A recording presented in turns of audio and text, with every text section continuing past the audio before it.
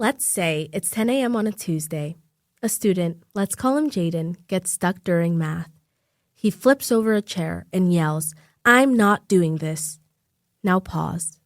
What happens next? That moment, right after a child explodes, says a lot about the kind of system we're using to support them, because how we respond shows what we believe about kids.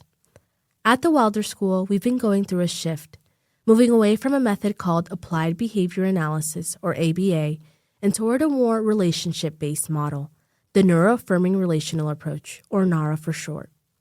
In both our autism and alternative programs, we're moving away from sticker charts, behavior logs, and systems built around compliance.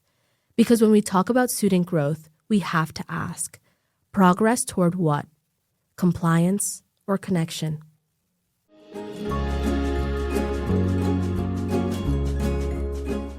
So, what is ABA? ABA has been around for decades. It's based on behaviorism, the idea that you can shape behavior using rewards and consequences. In a typical ABA setup, if a student follows directions, they earn a reward. If they don't, they lose a privilege. For example, a student might earn a sticker for staying in their seat, or lose recess for not following directions. Everything becomes data. How many times a child flaps their hands, how quickly they respond to directions, how often they say please. And from the outside, ABA can look calm and structured. And for a long time, it's been called the gold standard for neurodivergent support. But we have to ask, effective toward what? Let's talk about the problem with compliance. ABA often focuses on reducing behaviors, but it doesn't always help kids feel understood or safe. It might teach them to stay quiet without helping them cope with what's underneath. Sometimes kids start to mask, meaning they hide their real feelings to seem okay. For example, a child might force a smile, sit still even when their body wants to move, or say yes when they're confused, just to avoid getting in trouble or a punishment. They learn to go along, even when they're anxious, overwhelmed, or disconnected inside. Over time, this can send a damaging message. You're only accepted when you act normal, and who you really are isn't okay. And at the Wilder School, we saw the impact firsthand. Before we began using NARA, staff had to physically intervene with students 265 times in 1 year. After starting NARA, that number dropped to just 37 by January.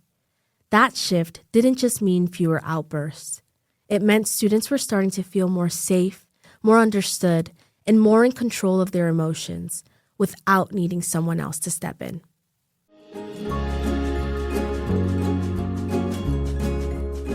So, what makes NARA different? Where ABA focuses on stopping behavior, NARA focuses on understanding it. Where ABA says, we need to fix this, NARA asks, what is this student trying to tell me? It's built on 3 core ideas, which we reviewed in the first episode. Different brains need different supports. That's being neurodiversity affirming. Big behaviors are often signs of stress. That's being trauma informed. And trusting relationships help kids grow. That's being relational. So instead of asking, how do I control this child? We ask, what does this child need to feel safe, supported, and ready to learn? Let's go back to Jaden. With scenario 1, with ABA, Jaden flips a chair and he yells. The teacher responds, "That's not acceptable. You've lost your break." He's sent out. The behavior is logged and he sits quietly, but inside he's still feeling overwhelmed. No one checks in, and even though the behavior stops, the emotion behind it doesn't. Now let's move on to scenario 2 with NARA. Same outburst, same flipped chair, but this time, the teacher takes a breath. She walks over calmly and says, "That looked really hard. I'm going to sit nearby in case you want to talk or just take a moment." Jaden hides under a table and no one forces him out. After a few minutes, the teacher offers, "Want to squeeze your weighted ball or sit in the beanbag until your body feels calmer?" Later on, they talk. "What was going on during math?" Jaden says, "I felt stuck, like I just couldn't do it no matter how hard I tried. And together, they make a plan. Next time Jaden feels overwhelmed, he can show a break card, a small card he can use to ask for a moment to cool down or take a short break before things spiral. Jaden feels heard, he feels safe, and next time, he grabs the break card before the frustration takes over. At this point, you might be wondering, does NARA just mean we let kids do whatever they want? Not at all. NARA isn't permissive, it's protective. Kids still have boundaries and they're still responsible for their actions.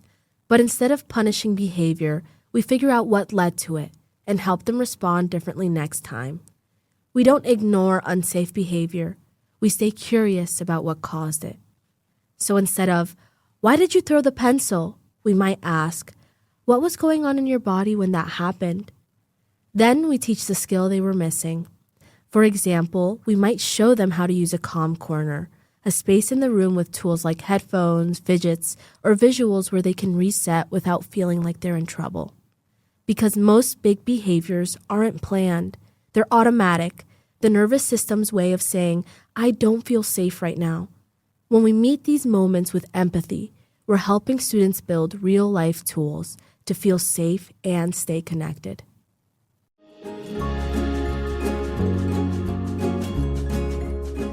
So, why do we choose NARA? Because students need more than behavior plans. They need people who understand them. They deserve to feel safe without having to act normal, to be seen and not managed, to grow without having to hide who they are. And at the Wilder School, we've learned, when we lead with trust instead of control, everything changes. Kids don't just behave differently, they feel different. They learn new tools, build confidence, and start to believe that school is a place where they belong. And that's not just progress, that's healing. Because now they have the space and the support to grow into who they really are.